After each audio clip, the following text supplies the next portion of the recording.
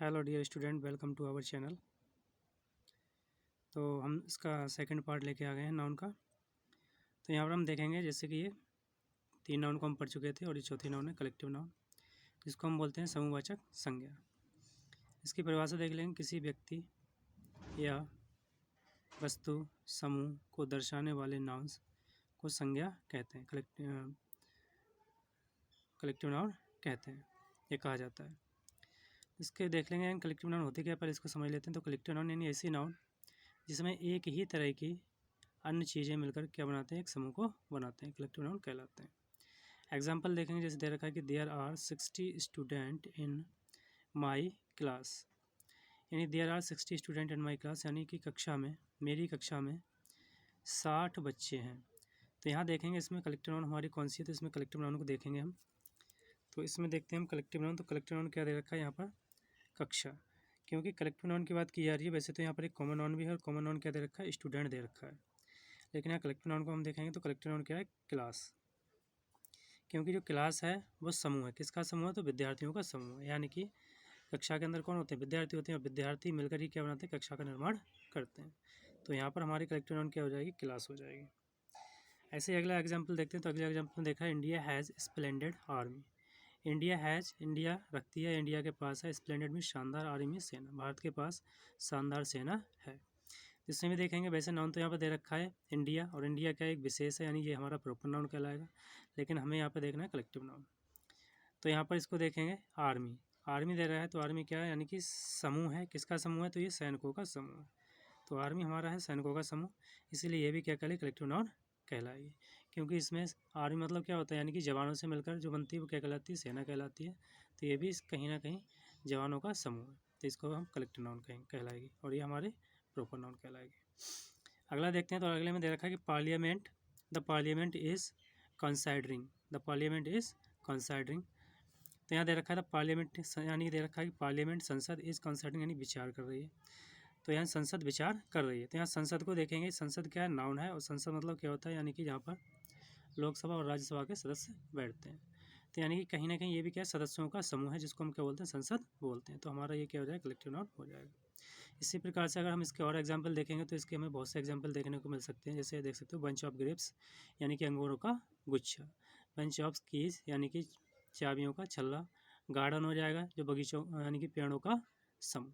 इसी तरीके से हब्स हो जाएगा, यानी कि बीज हब्स, यानी मधुमक्खियों का छत्ता। तो ये सब किस में है, कलेक्टिव नाउन कहलाते हैं। अगला पार्ट हम देखते हैं। तो अगला पांचवा पार्ट होता है। तो पांचवें पार्ट में हम देखेंगे इसमें क्या दे रखा है, इसमें दे रखा है एब्स्ट्रैक्ट नाउन, यानी कि भाववाचक संज्ञा। इसको हम थोड़ा देख लेंगे। भाववाचक संज्ञा यानी एब्स्ट्रैक्ट नाउन उन गुणों अथवा विचारों को दी गई है जो ठोस नहीं होते हैं, अर्थात हम कह सकते हैं कि यानी कि वह संज्ञा है जिसको हम क्या नहीं कर सकते, जिसको हम छू नहीं सकते हैं, या पकड़ नहीं सकते हैं, नाप या तोल नहीं सकते हैं, केवल और केवल उसको महसूस कर सकते हैं, वो भाववाचक संज्ञा कहलाती है। इसको हम छू नहीं सकते हैं, ठीक है। इसीलिए दे रखा है कि गुणों अथवा विचारों को दी जाती है कौन से, उन जो ठोस नहीं है, जो ठोस नहीं है, जिनको हम स्पर्श नहीं कर सकते हैं, केवल और केवल भावों से महसूस कर सकते हैं। जैसे एग्जाम्पल हम देख लेंगे, यहाँ दे रखा है हेल्थ। तो हेल्थ यहाँ दे रखा है, हेल्थ स्वस्थ, ठीक है। हॉनर दे रखा है, सम्मान, ब्यूटी सुंदरता दे रखी है, हेटेड घृणा दे रखी है, ट्रुथ सत्य दे रखा है, और जजमेंट न्याय दे रखा है, ठीक है, इटीजी इत्यादि। तो यहाँ पर देख सकते हैं ये जितनी भी नाउन दे रखी हैं, ये सभी नाउन हमारे क्या हैं, ये भाववाचक संज्ञा कहलाती हैं, क्योंकि हम केवल और केवल इनको महसूस कर सकते हैं, इनको हम पकड़ या छू नहीं सकते हैं। तो ये हमारी कहलाती है भाववाचक संज्ञा। तो इस तरह से हमने 3 नाउन्स पिछले वीडियो में मैंने कंप्लीट की थी, और 2 ये, कुल मिलाकर नाउन्स कितनी होती है, 5 होती हैं, जिनको हम कंप्लीट कर चुके हैं। एक बार अगर हम रिवीजन करेंगे तो इनको हम रिवीजन दोबारा कर सकते हैं। दे रखी है पहली जो संख्या थी प्रॉपर नाउन, जिसमें हम आपको बता चुके थे कि इसके अंदर क्या आता है, तो इसके अंदर किसी विशेष व्यक्ति, वस्तु या स्थान का नाम आता है, जो हमारी क्या कहलाती है, व्यक्तिवाचक संज्ञा कहलाती है। एग्जाम्पल के तौर पर जिसमें दे रखा था, जिसके अंदर एग्जाम्पल के तौर पर हम देख सकते हैं, तो इसमें जैसे कि राम है, गंगा है, ठीक है, बदायूं है, ताजमहल है, तो ये सब क्या है, हमारे व्यक्तिवाचक संज्ञा कहलाती है। जैसे दे रखा है Shakespeare was a poet, Shakespeare was a poet. यहाँ पोएट को अगर देखेंगे तो ये तो कॉमन नाउन है, लेकिन यहाँ नाम दे रखा है एक कवि का जो विशेष है, जो कौन है, शेक्सपियर। तो ये हमारी कौन सी विशेष यानी व्यक्तिवाचक संज्ञा हो जाएगी। ऐसे देखेंगे, Lucknow is the capital of UP, यानी लखनऊ उत्तर प्रदेश की राजधानी है। तो इसमें दे रखा है, यानी कि वैसे तो सिटी, ठीक है, सिटी है, लेकिन यहाँ देखा जाए तो लखनऊ एक क्या विशेष नाम दे रखा है, यानी तो ये विशेष से है, तो ये क्या क्या कहलाएगा, हमारा व्यक्तिवाचक संज्ञा कहलाएगा। अगली भी हमारी थी कॉमन नाउन थी, जिसको हमने समझा दिया था कि कॉमन नाउन में क्या था, यानी किसी एक ही तरह की एक से अधिक वस्तु, जैसे कि मैन है, काव है और सिटी है। तीसरी थी इसके बाद जो थी मटेरियल नाउन, यानी कि मटेरियल में पदार्थवाचक संज्ञा, यानी कि जिससे किसी नई वस्तु का निर्माण होता है, जिससे नई चीज़ों को बनाया जाता है, नई वस्तुओं को बनाया जाता है, वो हमारे मटेरियल नाउन कहलाते हैं।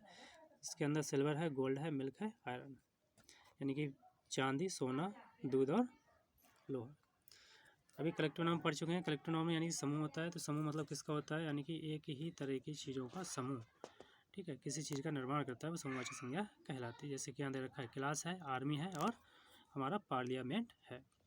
और पांचवा और हमारी लास्ट नाउन है, जिसमें हमारा क्या था, एब्स्ट्रैक्ट नाउन, यानी बहुवाचक संज्ञा, जिसको हम छू नहीं सकते, स्पर्श नहीं कर सकते, केवल जिसको हम महसूस कर सकते हैं, यहाँ तक कि उनको देख भी नहीं सकते, केवल महसूस की जा सकती है, तो वो हमारी बहुवाचक संज्ञा कहलाती है। जिसमें हेल्थ है, ऑनर है, ब्यूटी है, हेटेड है, ट्रुथ है और जजमेंट है, यानी कि स्वस्थ है, सम्मान है और सुंदरता है, घृणा है, सच्चाई है या सत्य है और न्याय है। ठीक है, तो इस तरह से ही हमारी पांचों संज्ञाएं कंप्लीट हो गई।